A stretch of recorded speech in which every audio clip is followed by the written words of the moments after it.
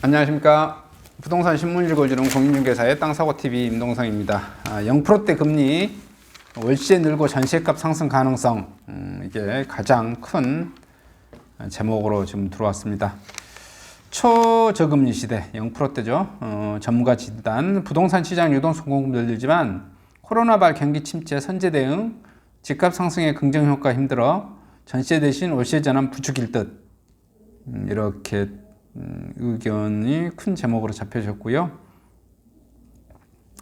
제로금리에 따른 부동산 시장 전망, 집값 단기 영향, 그 다음에 송인호 KDI 경제전략연구부장이네요. 단기적으로는 하락 속도가 늦출 것. 중장기 전망, 경기 유축에 따라 증시와 동반 하락, 전세시장, 세입자 매매 심리 위축으로 강세. 그 다음에 위험 요인 30, 40대 갭 투자자.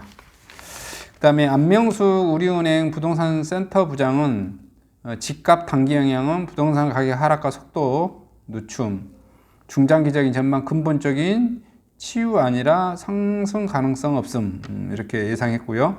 전세시장 전세를 월세로 전환.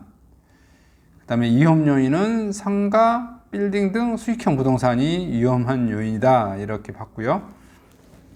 박원갑 국민은행 부동산 수석 전문위원회 의견은 집값 단기 영향은 긍정적 영향 없음, 안 좋다 이거겠죠. 중장기적 전망 코로나 조기 종식 시 호재, 그 다음에 전세시장 반전시 및 월세 증가, 그 다음에 위험 요인으로 재건축 재개발 갭 투자자자, 이렇게 됐고요. 한명진 직방 빅데이터 랩장은 급격한 시장 위축에 방어가 될 것이다, 집값 단기 영향. 그 다음에 중장기적인 전망은 구매자 관망과 심리적 위축 불가피, 이렇게 됐고요. 전세시장 봤더니 보증부 월세 증가, 이렇게 봤고요. 상업용 부동산, 위험 요인은 상업용 부동산을 봤네요. 홍춘우 EAR 리서치 대표는 금리 인하에 반응 안 할 것, 집값 단기 영향 금리 인하에 반응 안 할 것, 이렇게 봤네요. 중장기적인 전망, 코로나 진정되면 호재로 작용, 이렇게 됐네요. 그 다음에 전세시장, 전세값 상승, 이렇게 되졌고요. 위험 요인, 무리하게 대출받은 갭 투자자, 이제 이렇게 됐고, 한국은행 기준금리와 서울 아파트 매매 가격 지수를 봤더니 한국은행 금리가 지금 이렇게 떨어지다가 상승하던데도 아파트 가격이 계속해서 상승했네요. 그러다가 아파트 금리가 금리가 완전히 많이 내려갔는데 아파트 가격이 계속 상승한 것 같아요.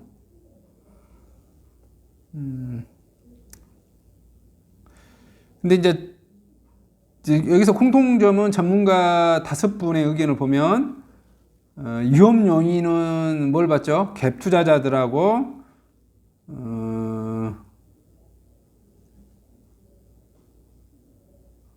그 상업용 부동산을 찝었어요. 근데 이제 저는 이 5분들의 의견에 동의하지 않아요.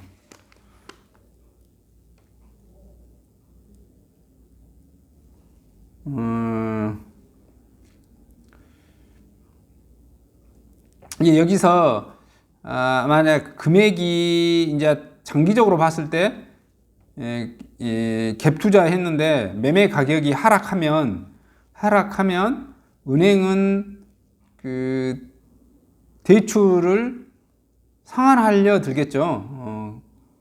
그건 리스크라고 보여지네요, 공으로선. 근데 대출 이자는 줄죠. 대출 이자는 준단 말이에요. 그래서 이미 대출의 약정은 1년짜리로 대출을 약정도 많이 하고요. 3년짜리로도 많이 해요. 근데 저는 이제 코로나 이 사태가 1년 안에는 어떻게 해결될 것이다. 그런데 0%대 금리니까 이분들의 그 전문가들의 의견은 그 대출의 상한선이 이 코로나 사태로 인해서 그 부동산이 가격이 하락을 전제로 깔고 예를 들어서 5억짜리 아파트에 3억 대출해 줬으니까 예를 들어서 4억 대출해 줬다면 5억 매매가가 4억 5천이나 4억으로 떨어지면, 특히 상가 같은 경우 그렇게 떨어지면 은행의 대출금을 해소하려고 하거든요. 상환해달라고. 그거에 대한 그 갭 투자자들의 위험을 지적하는 것 같아요. 근데 제가 보기에는 이 코로나 사태는 100% 거의 저는 1년 안에는 어떻게든지 해결된다. 2020년 안에는 해결이 된다.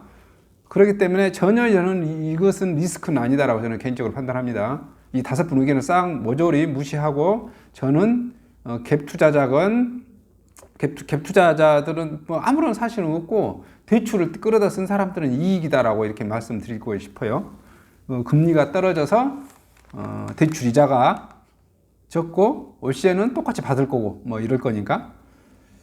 그리고 이제 단기 영향은 다 나쁘게 봤어요. 단기 영향은 하락 속도만 늦출 거 하락 늦춤 뭐 긍정적 영향 없고 위축되고 금리 인하에 반응 안 하고 여기에 더 동의합니다. 그러니까 단기적으로는 일단 이 코로나 사태로 인해서 국가가 있는 국민들이 직업을 잃고 매출이 줄고 그다음에 뭐 일단 이런 여러저러 사태로 인해서 사람들이 움츠려들죠. 그걸로 인해서 집값들은 단기에는 떨어지고 부동산 가격도 떨어지고 그럴 것이다. 그러나 중장기, 여기서 중장기를 어디로 봐야 하는지 저는 이제 1년 이상, 정확하게 그냥 시점을 하면 1년 이상 입장에서 저는 보면 0%대 금리는 호재다라고 봅니다. 부동산 가격은 더 오를 것이다. 그래서 2년, 3년 되면은 더 확실할 것이다. 만약에 0.75 금리가 계속해서 유지되거나 만약에 0.5로 더 떨어진다고 하면은 만약에 1년 후부터 2021년이나 2022년에는 많은 금액이 풀려서 자본금이 통화가 시중에 많이 돌아다녀서 부동산 가격이 더 많이 오를 것이다. 이것은 제가 뭐냐면은 그 강의 형태로도 유튜브에 0%대 금리, 한국 0%대 첫 금리 부동산 폭등 불안해서 저는 은혜의 견해는 다 틀리지만 폭락할 거라고 생각하는 사람도 있겠지만 저는 장기적으로 봤을 때 폭등할 것이다. 폭등은 아니더라도 하여튼 우상향 많이 오를 것이다. 이렇게 저는 근적으로 생각합니다. 그리고 분양가 상한제 사실상 놓친다. 국토부 3개월 추가 유예 가닥. 코로나 사태 때문에 그렇다고 그러시네요. 그리고 오피스텔 시세보다 높게 계산해 세금 내라니 이건 불만인 것 같아요. 이 정부는 왜 그런지 모르겠어요. 항상 얼마나 웃긴지 한번 봐보겠습니다. 공시지가 30% 급등에 작년 표준액이 시세 역전한 강남 오피스텔 속출의 논란. 취득세 예상보다 수백만 원 더 내 재산세 표준액도 기준 부과. 거평 타운 오피스텔 실거래가와 시가 표준액 비교. 실거래가가 1억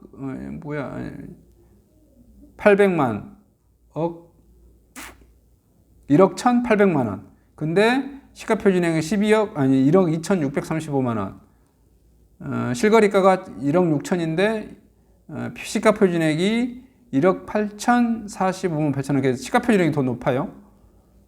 66제곱미터는 3억 3천인데 3억 8,600만 원, 680만 원 이렇게 되어 있어요. 이게 무슨 사태인지 제가 저는 간단하게 설명을 드릴 수 있어요. 현 정부가 저는 아주 악질적이고 나쁘다고 보는 거예요.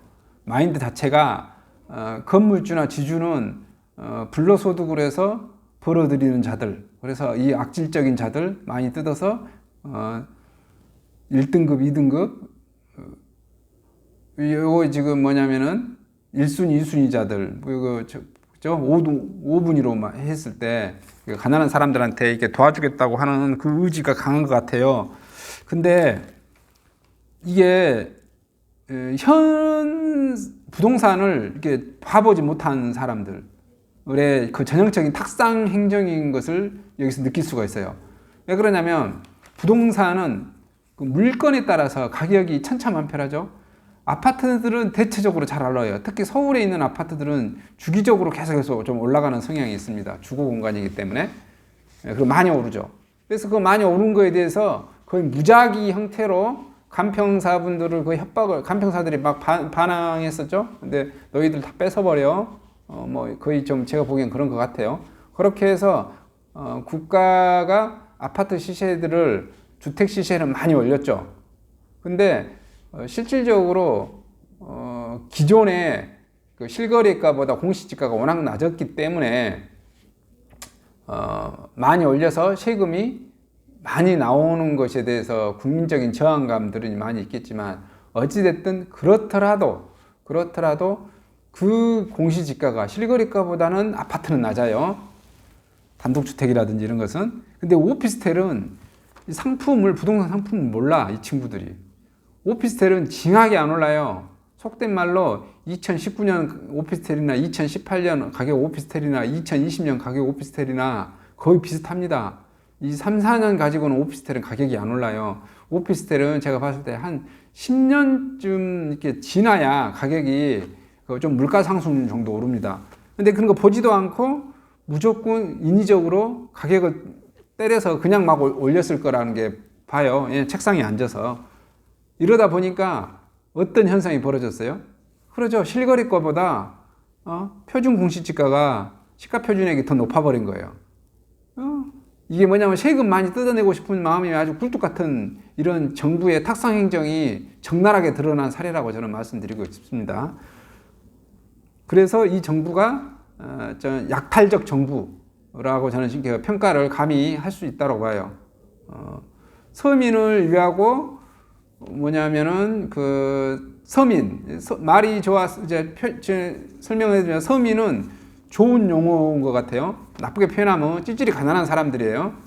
찌질이 가난한 사람들을 도와서 중산층이나 우리가 말하면 그 귀족층이나 표현을 쓰진 않더라도 상류층, 중산층이나 중간층에 있는 사람들의 재산을 강탈해서 상류층에 있는 사람들을 강탈해서 하류층에 있는 사람들한테 주겠다라는 거예요. 그러면 근로를 하지도 않고 띵가띵가 노는 사람들한테 주겠다고 하는 이런 심보는 저는 좀 잘못됐다라고 저는 개인적으로 생각을 합니다. 열심히 일해서 한 사람들이 보상을 많이 받아가지고 그런 체계가 정당한 사회지, 일도 하지 않고 띵가띵가 한 사람한테 이렇게 강탈적인 세금을 뜯어서 준다고 하는 것은 저는 문제가 있다고 보는 거예요. 물론 예를 들어서 고아원, 예를 들어서 완전 그 지금 뭐 양로원에 계셔야 되신 그럴 분들, 국가가 당연히 의무적으로 뭐 해줘야 되고 뭐 도와줘야겠죠. 근데 그렇지 않고 젊고 팔다리가 썽썽하고 일을 할 수 있는데 단지 가난하다마는 사유로 그들한테 돈을 퍼주는 것은 문제가 있어도 나는 한참 있다는 거예요. 저는 그렇게 개인적으로 생각을 합니다. 물론 이제 사고방식은 다 다를 수 있죠. 이것은 정책인 거니까요. 이제 이런 정책의 일환으로 오피스텔이 무려 실거래가보다 표준시가, 시가표준액이 더 높게 나오는 이런 희한한 사태가 벌어졌다, 이렇게 말씀드리고 싶습니다. 그리고 축구장 76배 공원터의 순천 최대 숲세권 단지 한양 수자인 DSTG, 이게 좀 홍보가 좀 나아졌네요. 1252가구, 뭐 교육문화, 생활인프라, 중도금 60% 무이자 지원. 유튜브로도 제가 이거 뭐 찍어서 간단하게 홍보해서 드렸는데요. 하여튼 이게 대단지가 좋은 것 같습니다. 여기가 전남 최초 민간공원 사업 아파트 현장인 것 같아요. 그래서 공원터가 엄청 넓게 이렇게 자리 잡을 것 같습니다. 그래서 일석이조 숲세권 공원 아파트, 공세권 아파트, 이렇게 생각하시면 되겠습니다. 이상 전국 부동산 소식을 마치도록 하겠습니다. 감사합니다.